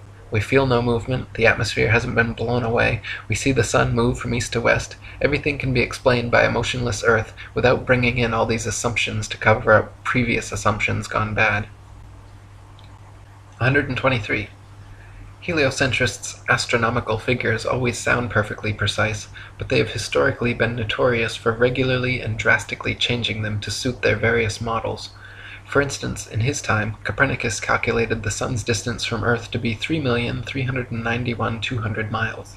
The next century, Johannes Kepler decided it was actually 12,376,800 miles away. Isaac Newton once said, "It matters not whether we reckon it 28 or 54 million miles distant, for either would do just as well." How scientific! Benjamin Martin calculated between 81 and 82 million miles. Thomas Dilworth claimed 93,726,900 miles. John Hine stated positively 95,298,260 miles. Benjamin Gould said more than 96 million miles, and Christian Mayer thought it was more than 104 million. Flat earthers throughout the ages, conversely, have used sextants and plane trigonometry to make such calculations, and found the sun and the moon both to be only about 32 miles in diameter and less than a few thousand miles from Earth. 124. Amateur balloon footage taken above the clouds has provided stunning visual proof that the sun cannot be millions of miles away.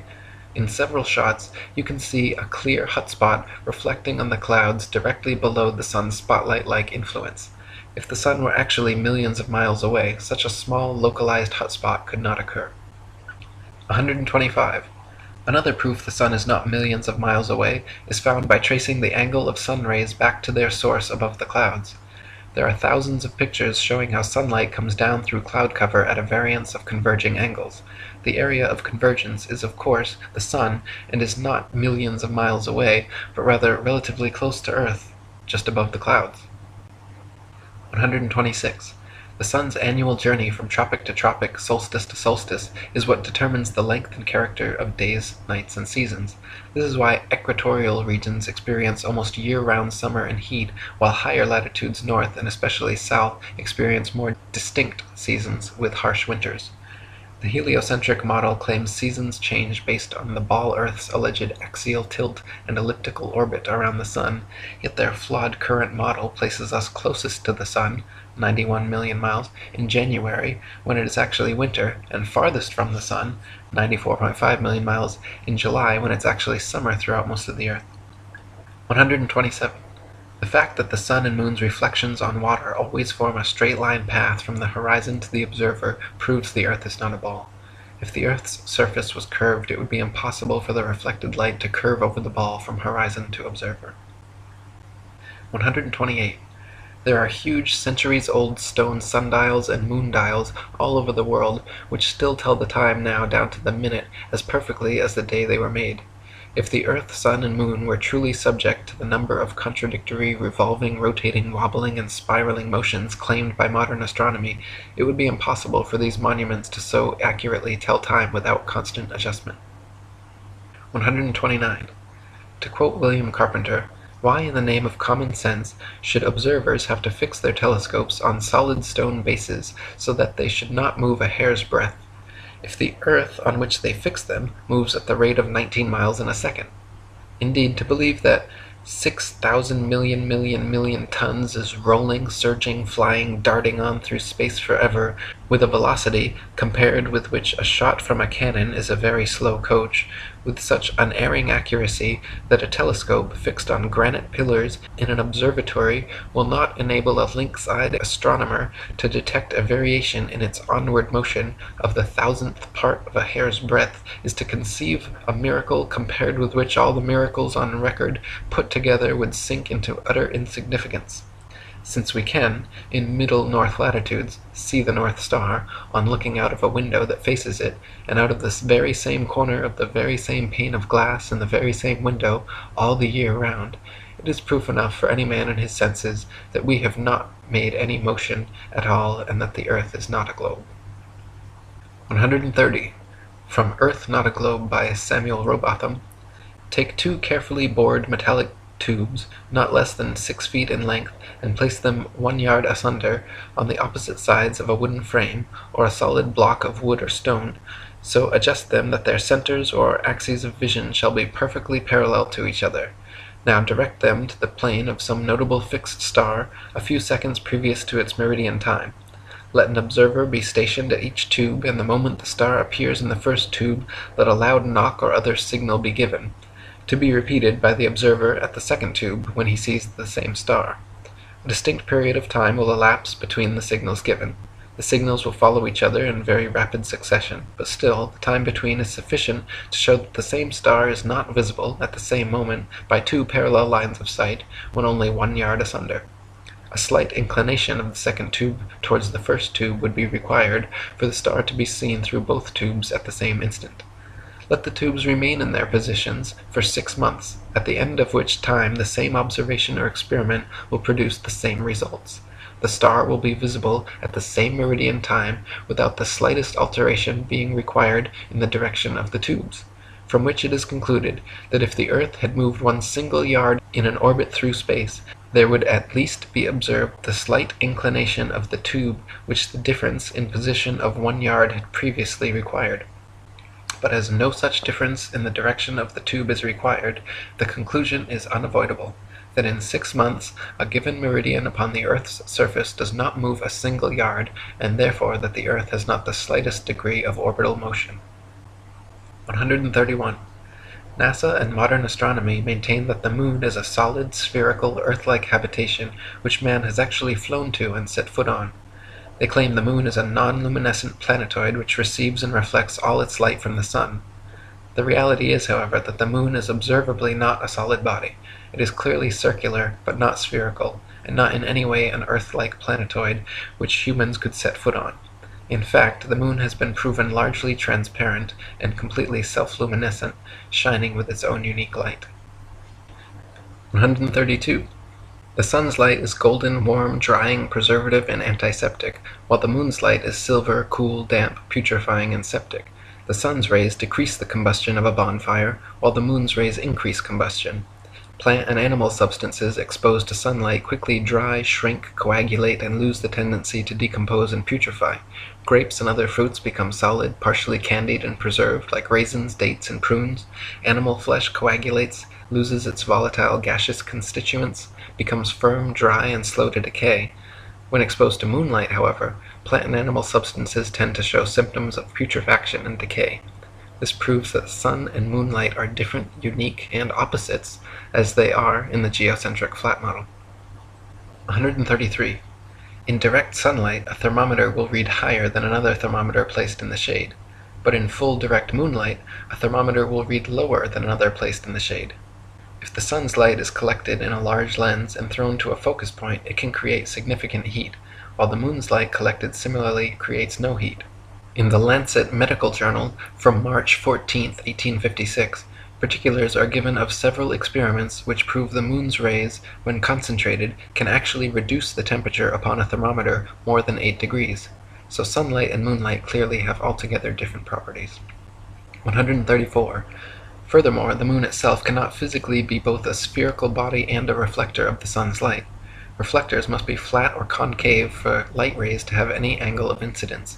If a reflector's surface is convex, then every ray of light points in a direct line with the radius perpendicular to the surface, resulting in no reflection.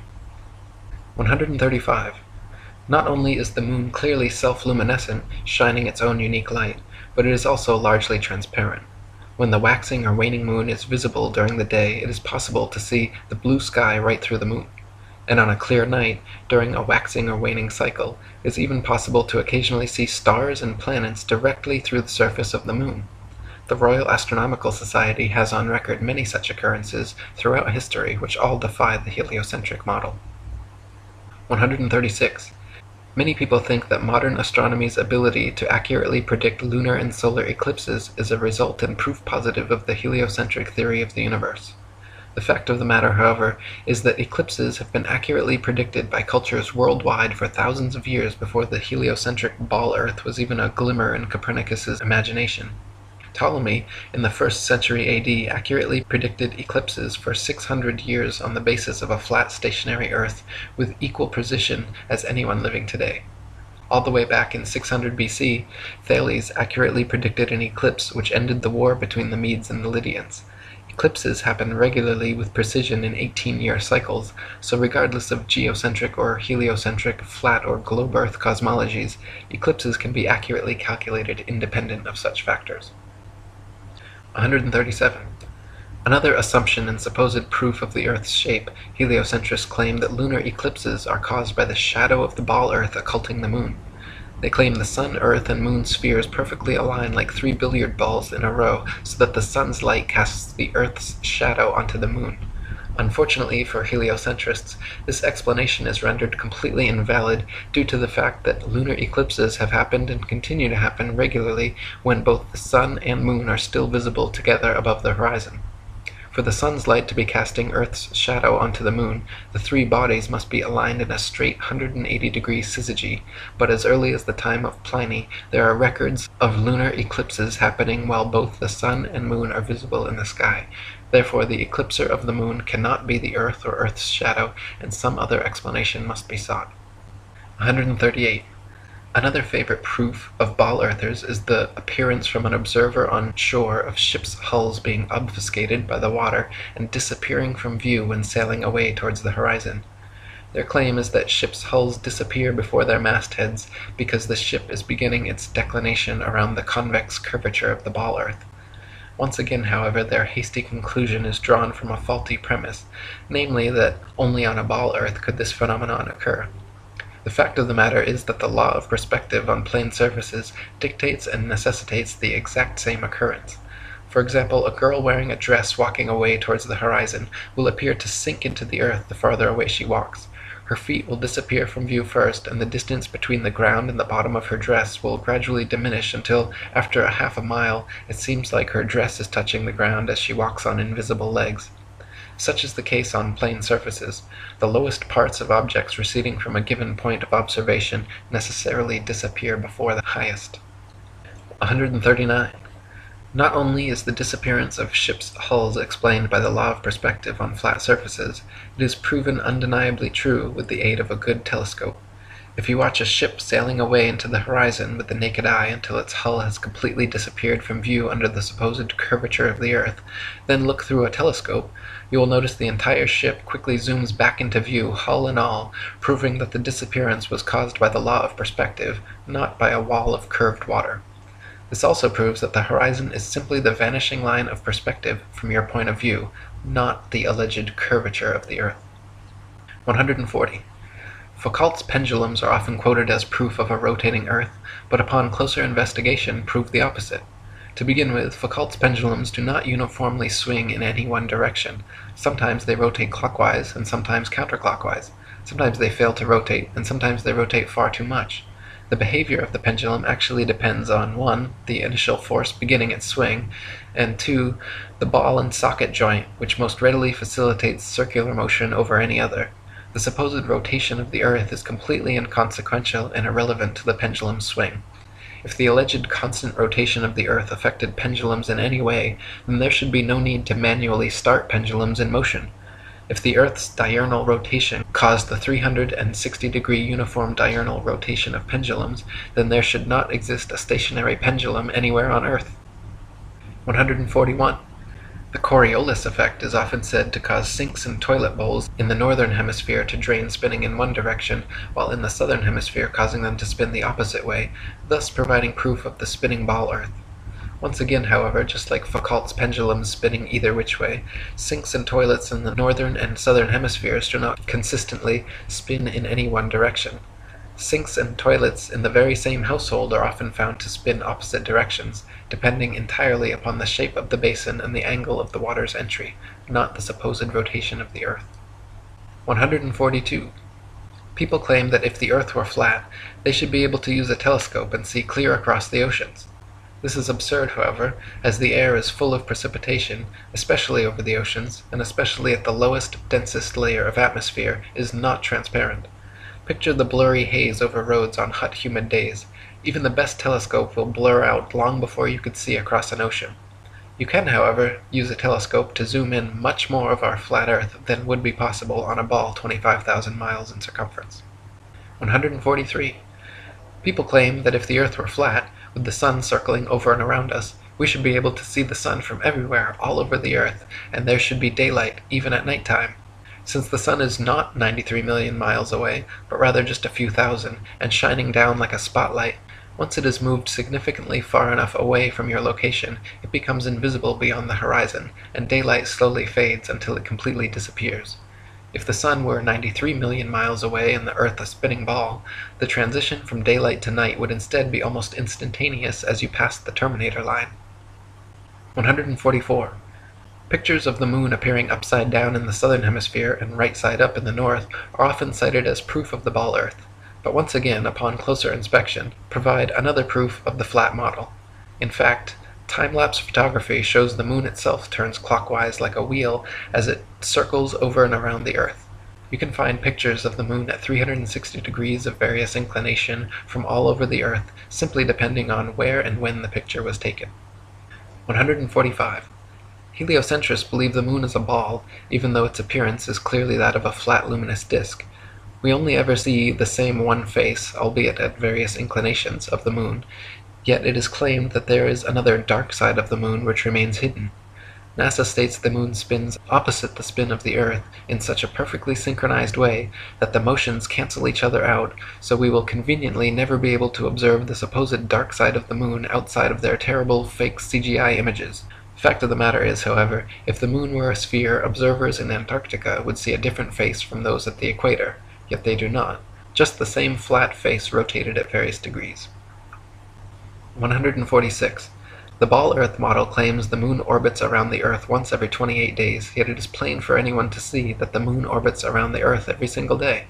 The moon's orbit is slightly slower than the sun's, but follows the sun's same path from tropic to tropic, solstice to solstice, making a full circle over the Earth in just under 25 hours. 147. The ball Earth model claims the Sun is precisely 400 times larger than the Moon and 400 times further away from Earth, making them falsely appear exactly the same size. Once again, the ball model asks us to accept as coincidence something that cannot be explained other than by natural design. The Sun and Moon occupy the same amount of space in the sky and have been measured with sextants to be of equal size and equal distance, so claiming otherwise is against our eyes, experience, experiments, and common sense. 148. Quoting Earth Not a Globe by Samuel Rowbotham, it is found by observation that the stars come to the meridian about 4 minutes earlier every 24 hours than the Sun, taking the solar time as the standard. This makes 120 minutes every 30 days and 24 hours in the year, hence all the constellations have passed before or in advance of the Sun at that time. This is the simple fact as observed in nature, but the theory of rotundity and motion on axes and in an orbit has no place for it. Visible truth must be ignored because this theory stands in the way and prevents its votaries from understanding it. 149. Throughout thousands of years, the same constellations have remained fixed in their same patterns without moving out of position whatsoever. If the Earth were a big ball spinning around a bigger sun, spinning around a bigger galaxy, shooting off from the biggest bang, as NASA claims, it is impossible that the constellations would remain so fixed. Based on their model, we should, in fact, have an entirely different night sky every single night and never repeat exactly the same star pattern twice. 150. If Earth were a spinning ball, it would be impossible to photograph star trail time-lapses turning perfect circles around Polaris anywhere but the North Pole. At all other vantage points, the stars would be seen to travel more or less horizontally across the observer's horizon due to the alleged 1,000-mile-per-hour motion beneath their feet. In reality, however, Polaris's surrounding stars can always be photographed turning perfect circles around the central star all the way down to the Tropic of Capricorn. 151. If Earth were a spinning ball revolving around the Sun, it would actually be impossible for star trail photos to show perfect circles even at the North Pole. Since the Earth is also allegedly moving 67,000 miles per hour around the Sun moving 500,000 miles per hour around the Milky Way, and the entire galaxy going 67 million miles per hour, these four contradictory motions would make star trail time lapses all show irregular curved lines. 152. In 2003, 3 university geography professors collaborated in an experiment to prove that the state of Kansas is indeed actually flatter than a pancake. Using topographical geodetic surveys covering over 80,000 square miles, it was determined that Kansas has a flatness ratio of 0.9997 over the entire state, while the average pancake, precisely measured using a confocal laser microscope, comes in at 0.957, making Kansas thereby literally flatter than a pancake. 153. Quoting Reverend Thomas Milner's Atlas of Physical Geography, we find that vast areas exhibit a perfectly dead level, scarcely a rise existing through 1,500 miles from the Carpathians to the Urals. South of the Baltic, the country is so flat that a prevailing north wind will drive the waters of the Stettiner Half into the mouth of the Oder, and give the river a backwards flow 30 or 40 miles. The plains of Venezuela and New Granada in South America, chiefly on the left of the Orinoco, are termed llanos, or level fields. Often, in the space of 270 square miles, the surface does not vary a single foot. The Amazon only falls 12 feet in the last 700 miles of its course. The La Plata has only a descent of 1/33 of an inch per mile. 154. The Felix Baumgartner Red Bull Dive outside camera shows the same amount of curvature of Earth from surface level to jump height, proving it to be a deceiving fish-eyed wide-angle lens, while the inside regular camera shows a perfectly flat horizon eye level at 128,000 feet, which is only consistent with a flat plane. 155. Some people claim to have seen the curvature of the Earth out their airplane windows. The glass used in all commercial airplanes, however, is curved to remain flush with the fuselage. This creates a slight effect mixed with the confirmation bias people mistake for being the alleged curvature of the Earth. In actuality, the fact that you see the horizon at eye level at 35,000 feet out both port and starboard windows proves the Earth is flat. If the Earth were a ball, no matter how big, the horizon would stay exactly where it was, and you would have to look down further and further to see the horizon at all.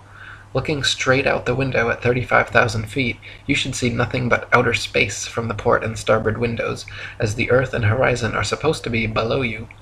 If they are visible at eye level outside both windows, it's because the Earth is flat.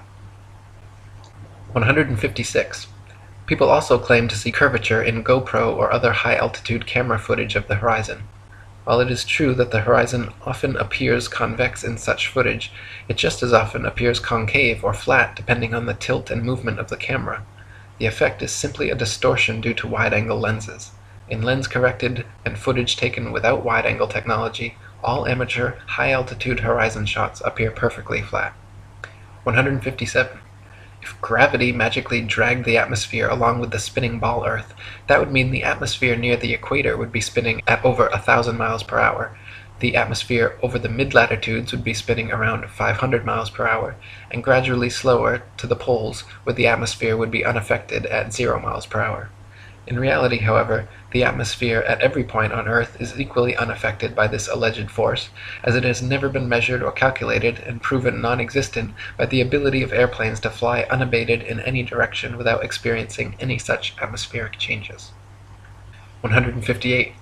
If gravity magically dragged the atmosphere along with the spinning ball Earth, that would mean the higher the altitude, the faster the spinning atmosphere would have to be turning around the center of rotation.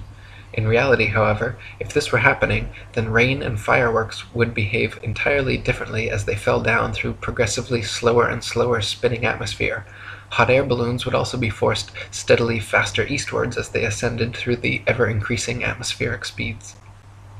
159.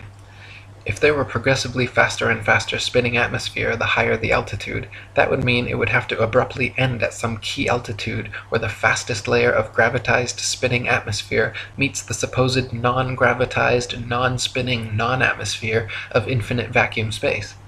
NASA has never even mentioned what altitude this impossible feat allegedly happens, but it is easily philosophically refuted by the simple fact that vacuums cannot exist connected to non-vacuums while maintaining the properties of a vacuum. Not to mention, the effect such a transition would have on a rocket spaceship would be disastrous. 160. It is impossible for rockets or any type of jet propulsion engines to work in the alleged non-atmosphere of vacuum space, because without air or atmosphere to push against, there is nothing to propel the vehicle forwards. Instead, the rockets and shuttles would be sent spinning around their own axis uncontrollably in all directions like a gyroscope. It would be impossible to fly to the moon or go in any direction whatsoever, especially if gravity were real and constantly sucking you towards the closest, densest body. 161.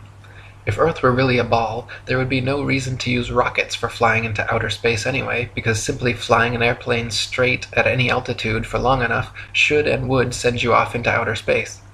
To prevent their airplanes from flying tangent to the ball Earth, pilots would have to constantly course correct downwards, or else within just a few hours, the average commercial airliner traveling 500 miles per hour would find themselves lost in outer space.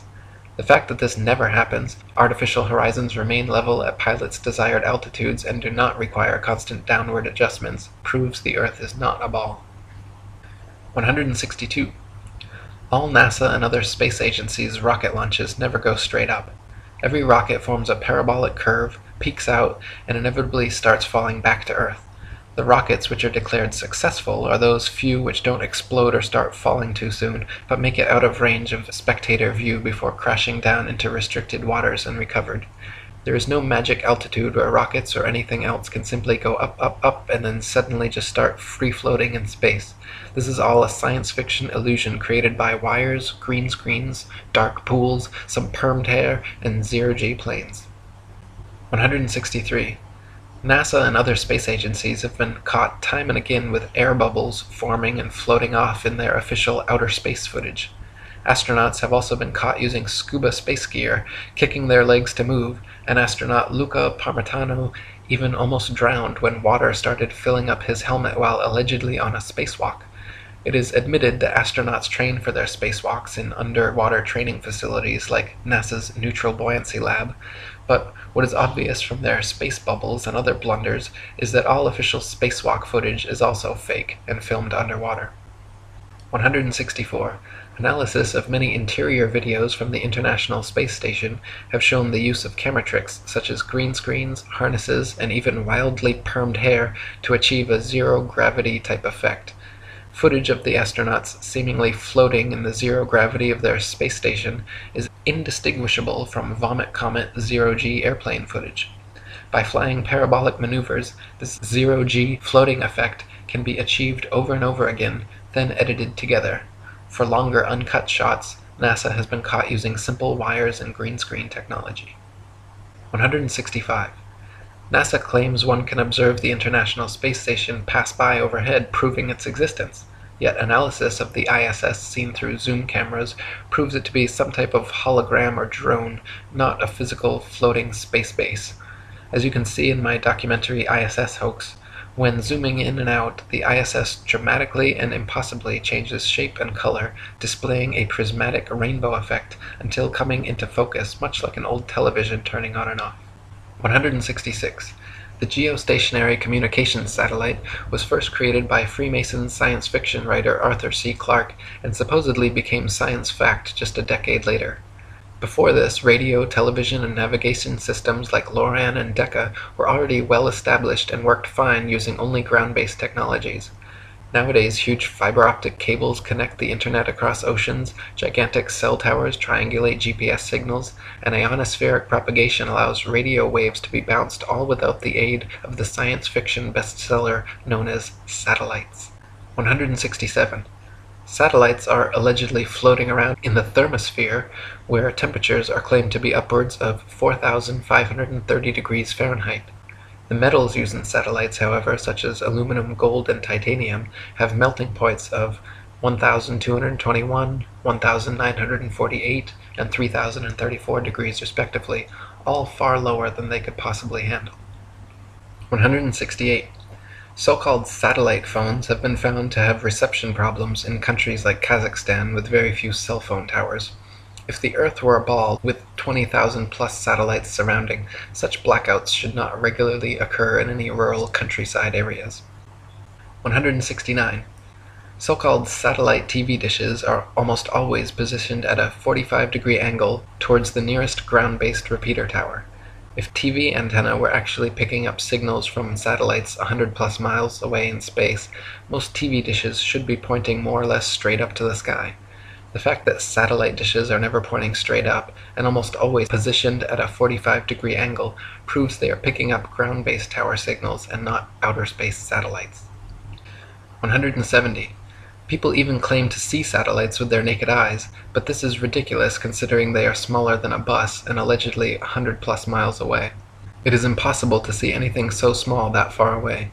Even using telescopes, No one claims to discern the shape of satellites, but rather describes seeing passing moving lights, which could easily be any number of things, from airplanes to drones to shooting stars or other unidentified flying objects. 171. NASA claims there are upwards of 20,000 satellites floating around Earth's upper atmosphere, sending us radio, television, GPS, and taking pictures of the planet. All these supposed satellite pictures, however, are admittedly composite images edited in Photoshop. They claim to receive ribbons of imagery from satellites, which must then be spliced together to create composite images of the Earth, all of which are clearly CGI and not photographs. If Earth were truly a ball, with 20,000 satellites orbiting, it would be a simple matter to mount a camera and take some real photographs. The fact that no real satellite photographs of the supposed ball Earth exist, in favor of NASA's ribbons of composite CG imagery, is further proof that we are not being told the truth. 172. If you pick any cloud in the sky and watch for several minutes, two things will happen. The clouds will move, and they will morph, gradually changing shape. In official NASA footage of the spinning ball Earth, such as the Galileo time-lapse video, however, clouds are constantly shown for 24+ hours at a time and not moving or morphing whatsoever. This is completely impossible, further proof that NASA produces fake CGI videos, and further evidence that Earth is not a spinning ball. 173. NASA has several alleged photographs of the ball Earth which show several exact duplicate cloud patterns. The likelihood of having 2 or 3 clouds of the exact same shape in the same picture is as likely as finding 2 or 3 people with the exact same fingerprints. In fact, it is a solid proof that the clouds were copied and pasted in a computer program, and that such pictures showing a ball-shaped Earth are fakes. 174. NASA graphics artists have placed things like faces, dragons, and even the word sex into cloud patterns over their various ball Earth pictures. Their recent 2015 Pluto pictures even clearly have a picture of Disney's Pluto the dog layered into the background. Such blatant fraud goes unnoticed by the hypnotized masses, but provides further proof of the illegitimacy of NASA and their spinning ball planet mythos. 175. Professional photo analysts have dissected several NASA images of the ball Earth and found undeniable proof of computer editing. For example, images of the Earth allegedly taken from the Moon have proven to be copied and pasted in, as evidenced by rectangular cuts found in the black background around the Earth by adjusting brightness and contrast levels. If they were truly on the Moon and Earth was truly a ball, there would be no need to fake such pictures. 176. When NASA's images of the ball Earth are compared with one another, the coloration of the land and oceans and relative size of the continents are consistently so drastically different from one another as to prove beyond any reasonable doubt that the pictures are all fake. 177. In the documentary A Funny Thing Happened on the Way to the Moon, we can watch official leaked NASA footage showing Apollo 11 astronauts Buzz Aldrin, Neil Armstrong, and Michael Collins for almost an hour using transparencies and camera tricks to fake shots of a round Earth. They communicate over audio with control in Houston about how to accurately stage the shot, and someone keeps prompting them on how to effectively manipulate the camera to achieve the desired effect. First, they blacked out all the windows except for a downward-facing circular one, which they aimed the camera towards from several feet away. This created the illusion of a ball-shaped Earth surrounded by the blackness of space, when in fact it was simply a round window in their dark cabin. Neil Armstrong claimed at this point to be 130,000 miles from the Earth, halfway to the Moon. But when camera tricks were finished, the viewer could see for themselves the astronauts were not more than a couple dozen miles above the Earth's surface, likely flying in a high-altitude plane. 178. People claim Google Earth somehow proves the ball model without realizing that Google Earth is simply a composite program of images taken from high-altitude planes and street-level car cameras superimposed onto a CGI model of a ball Earth. The same could just as easily be molded onto a square Earth or any other shape, and therefore cannot be used as proof of Earth's rotundity. 179. If the Earth were constantly spinning eastward 1,000 miles per hour, then airplane flight durations going eastward versus westwards should be significantly different. If the average commercial airliner travels 500 miles per hour, it follows that westbound equatorial flights should reach their destination at approximately thrice the speed as their eastbound return flights. In reality, however, the differences in east and westbound flight durations usually amount to a matter of minutes, and nothing near what would occur on a 1,000 mile per hour spinning ball Earth. 180. The spinning ball model dictates that the Earth and atmosphere would be moving together at approximately 500 miles per hour at the mid-latitudes where LA to New York City flights take place.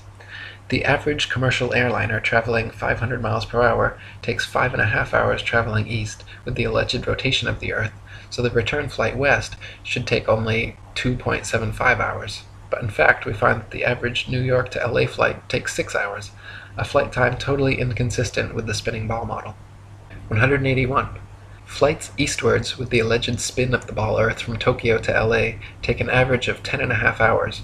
Therefore, the return flights westwards against the alleged spin should take an average of 5.25 hours, but in actual fact take an average of 11.5 hours, another flight time totally inconsistent with the spinning ball model.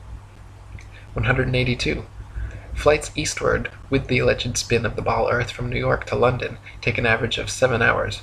Therefore, the return flights westwards against the alleged spin should take an average of 3.5 hours, but in actual fact take an average of 7.5 hours, a flight time totally inconsistent with the spinning ball model. 183. Flights eastward from Chicago to Boston with the alleged spin of the ball Earth take an average of 2.25 hours. Therefore, the return flights westwards against the alleged spin should take an average of just over an hour, but in actual fact take an average of 2.75 hours. Once again, completely inconsistent with the spinning ball model. 184. Flights eastward from Paris to Rome with the alleged spin of the ball Earth take an average of 2 hours. Therefore, the return flights westward against the alleged spin should take an average of 1 hour, but in actual fact have an average flight duration of 2 hours and 10 minutes, a flight time totally inconsistent with the spinning ball model. 185. We are told that the Earth and atmosphere spin together at such a perfect uniform velocity that no one in history has ever seen, heard, felt, or measured the supposed 1,000 mile per hour movement. This is then often compared to traveling in a car at uniform velocity, where we only feel the movement during acceleration or deceleration. In reality, however, even with eyes closed, windows up, over smooth tar in a luxury car at a mere uniform 50 miles per hour, the movement absolutely can be felt. At 20 times this speed, Earth's imaginary 1,000 mile per hour spin would most certainly be noticeable, felt, seen, and heard by all. 186. People sensitive to motion sickness feel distinct unease and physical discomfort from motion as slight as an elevator or train ride. This means that the 1,000 mile per hour alleged uniform spin of the Earth has no effect on such people, but add an extra 50 miles per hour uniform velocity of a car and their stomach starts turning knots. The idea that motion sickness is nowhere apparent in anyone at 1,000 miles per hour, but suddenly comes about at 1,050 miles per hour, is ridiculous and proves the Earth is not in motion whatsoever. 187. The second law of thermodynamics, otherwise known as the law of entropy, along with the fundamental principles of friction and resistance, determine the impossibility of Earth being a uniformly spinning ball.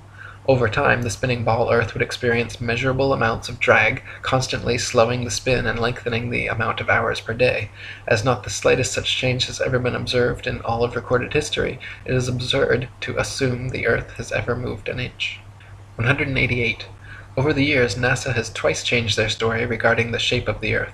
At first they maintained Earth was a perfect sphere, which later changed to an oblate spheroid flattened at the poles, and then changed again to being pear-shaped, as the southern hemisphere allegedly bulges out as well.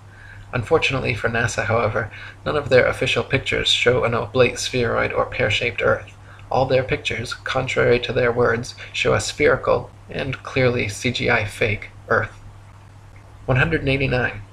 The Bible, Quran, Srimad Bhagavatam, and many other holy books describe and purport the existence of a geocentric stationary flat Earth. For example, 1 Chronicles 16:30 and Psalm 96:10 both read, "He has fixed the earth firm, immovable," and Psalm 93:1 says, "The world also is established, that it cannot be moved." The Bible also repeatedly affirms that the earth is outstretched as a plane, with the outstretched heavens everywhere above, not all around, giving a scriptural proof the earth is not a spinning ball. 190. Cultures the world over throughout history have all described and purported the existence of a geocentric stationary flat earth. Egyptians, Indians, Mayans, Chinese, Native Americans, and literally every ancient civilization on earth had a geocentric flat earth cosmology. Before Pythagoras, the idea of a spinning ball Earth was non-existent, and even after Pythagoras it remained an obscure minority view until 2,000 years later when Copernicus began reviving the heliocentric theory. 191. From Pythagoras to Copernicus, Galileo and Newton to modern astronauts like Aldrin Armstrong and Collins, to Director of NASA and Grand Commander of the 33rd Degree, C. Fred Klangknecht, the founding fathers of the spinning ball mythos have all been Freemasons. The fact that so many members of this, the largest and oldest secret society in existence, have all been co-conspirators bringing about this literal planetary revolution is beyond the possibility of coincidence and provides proof of organized collusion in creating and maintaining this multi-generational deception. 192. Quoting Terra Firma by David Wardlaw Scott, the system of the universe as taught by modern astronomers being founded entirely on theory, for the truth of which they are unable to advance one single real proof, they have entrenched themselves in a conspiracy of silence, and decline to answer any objections which may be made to their hypothesis. Copernicus himself, who revived the theory of the heathen philosopher Pythagoras and his great exponent Sir Isaac Newton, confessed that their system of a revolving earth was only a possibility and could not be proved by facts. It is only their followers who have decorated it with the name of an exact science, yea, according to them, the most exact of all the sciences. Yet one astronomer royal for England once said, speaking of the motion of the whole solar system, "The matter is left in a most delightful state of uncertainty, and I shall be very glad if anyone can help me out of it." What a very sad position for an exact science to be in is this. 193. No child or unindoctrinated man in their right mind would ever conclude or even conceive, given to their own devices, based on their own personal observations, that the earth was a spinning ball revolving around the sun. Such imaginative theories, nowhere present in anyone's daily experience, require and have required massive amounts of constant propaganda to uphold the illusion. 194. From David Wardlaw Scott. I remember being taught when a boy that the earth was a great ball revolving at a very rapid rate around the sun, and when I expressed to my teacher my fears that the waters of the oceans would tumble off, I was told that they were prevented from doing so by Newton's great law of gravitation, which kept everything in its proper place. I presume that my countenance must have shown some signs of incredulity, for my teacher immediately added, "I can show you a direct proof of this. A man can whirl around his head a pail filled with water without it being spilt, and so, in like manner, can the oceans be carried round the sun without losing a drop." As this illustration was evidently intended to settle the matter, I then said no more upon the subject. Had such been proposed to me afterwards as a man, I would have answered somewhat as follows. "Sir, I beg to say that the illustration you have given of a man whirling a pail of water around his head and the oceans revolving around the sun does not in any degree confirm your argument, because the water in the two cases is placed under entirely different circumstances, but, to be of any value, the conditions in each case must be the same, which here they are not. The pail is a hollow vessel which holds the water inside it, whereas, according to your teaching, the earth is a ball, with a continuous curvature outside, which, in agreement with the laws of nature, could not retain any water. 195. Astronomers say the magical magnetism of gravity is what keeps the oceans of the world stuck to the ball earth. They claim that because the earth is so massive, by virtue of this mass it creates a magic force able to hold people, oceans, and atmosphere tightly clung to the underside of the spinning ball. Unfortunately, however, they cannot provide any practical example of this on a scale smaller than the planetary. A spinning wet tennis ball, for instance, has the exact opposite effect of the supposed ball earth. Any water poured over it simply falls off the sides, and giving it a spin results in water flying off 360 degrees like a dog shaking off after a bath. Astronomers concede the wet tennis ball example displays the opposite effect of their supposed ball earth, but claim that at some unknown mass, the magic adhesive properties of gravity suddenly kick in, allowing the spinning wet tennis ball earth to keep every drop of gravitized water stuck to the surface. When such an unproven theory goes against all experiments, experience, and common sense, it is high time to drop the theory. 196. Quoting Marshall Hall. In short, the sun, moon, and stars are actually doing precisely what everyone throughout all of history has seen them do. We do not believe what our eyes tell us because we've been taught a counterfeit system which demands that we believe what has never been confirmed by observation or experiment. That counterfeit system demands that the Earth rotate on an axis every 24 hours at a speed of over 1,000 miles per hour at the equator. No one has ever seen or felt such movement, nor seen or felt the 67,000 mile per hour speed of Earth's alleged orbit around the Sun, or its 500,000 mile per hour alleged speed around a galaxy, or its retreat from an alleged Big Bang at over 67 million miles per hour. Remember, no experiment has ever shown the Earth to be moving. Add to that the fact that the alleged rotational speed we've all been taught as scientific fact must decrease every inch or mile one goes north or south of the equator, and it becomes readily apparent that such things as accurate aerial bombing in World War II down a chimney from 25,000 feet with a plane going any direction at high speed would have been impossible if calculated on an Earth moving below at several hundred miles per hour and constantly changing with the latitude. 197. Some people claim there is no motive for such a grand-scale deception, and that flat or ball makes no difference. By removing Earth from the motionless center of the universe, these Masons have moved us physically and metaphysically from a place of supreme importance to one of complete nihilistic indifference. If the Earth is the center of the universe, then the ideas of God, creation, and a purpose for human existence are resplendent. But if the Earth is just one of billions of planets revolving around billions of stars in billions of galaxies, then the ideas of God, creation, and a specific purpose for Earth and human existence become highly implausible. By surreptitiously indoctrinating us into their scientific materialist sun worship, not only do we lose faith in anything beyond the material, we gain absolute faith in materiality, superficiality, status, selfishness, hedonism, and consumerism. If there's no God and everyone's just an accident, then all that really matters is me, me, me. They've turned Madonna, the mother of God, into a material girl living in a material world. Their rich, powerful corporations with slick sun cult logos sell us idols to worship, slowly taking over the world while we tacitly believe their science, vote for their politicians, buy their products, listen to their music and watch their movies, sacrificing our souls at the altars of materialism. To quote Morris Klein, the heliocentric theory, by putting the sun at the center of the universe, made man appear to be just one of a possible host of wanderers drifting through a cold sky. It seemed less likely that he was born to live gloriously and to attain paradise upon his death. Less likely, too, was it that he was the object of God's ministrations. 198. Some say that the idea of an intergenerational worldwide conspiracy to delude the masses sounds implausible or unrealistic. But these people need only familiarize themselves with the works and writings of Freemasons themselves, for example John Robison, who exposed this in his 1798 book, Proofs of a Conspiracy Against All the Religions and Governments of Europe, carried out in the secret meetings of the Freemasons, Illuminati, and reading societies. Supreme Commander of the 33rd Degree Albert Pike was quite forthcoming in several letters regarding the Masons' ultimate goal of world domination, and the Zionist Protocols of the Learned Elders of Zion, the exact plan by which this would be and has been carried out, is completely disclosed. 199. From Foundations of Many Generations by E. Eschini. The only thing the fable of the revolving earth has done, it has shown the terrible power of a lie. A lie has the power to make a man a mental slave, so that he dares not back the evidence of his own senses. To deny the plain and obvious movement of the sun he sees before him, when he feels himself standing on an earth utterly devoid of motion, at the suggestion of someone else, he's prepared to accept that he's spinning furiously around. When he sees a bird flying and gaining over the ground, he's prepared to believe that the ground is really traveling a great number of times faster than the bird.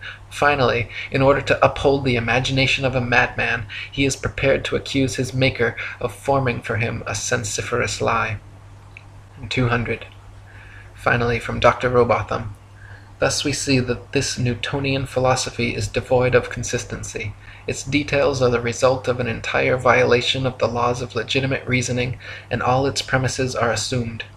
It is, in fact, nothing more than an assumption upon assumption, and the conclusions derived therefrom willfully considered as things proved, and to be employed as truths to substantiate the first and fundamental assumptions. Such a juggle and jumble of fancies and falsehoods, extended and intensified as in theoretical astronomy, is calculated to make the unprejudiced inquirer revolt with horror from the terrible conjuration which has been practised upon him, to sternly resolve to resist its further progress, to endeavour to overthrow the entire edifice, and to bury in its ruins the false honours which have been associated with its fabricators, and which still attach to its devotees.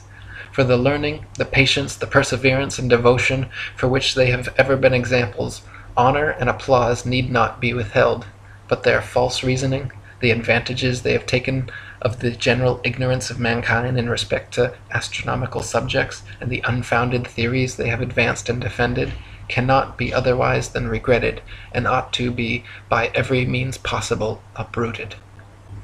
For more information about our flat Earth, read The Flat Earth Conspiracy by Eric Dubay, and visit atlanteanconspiracy.com and ifers.boards.net.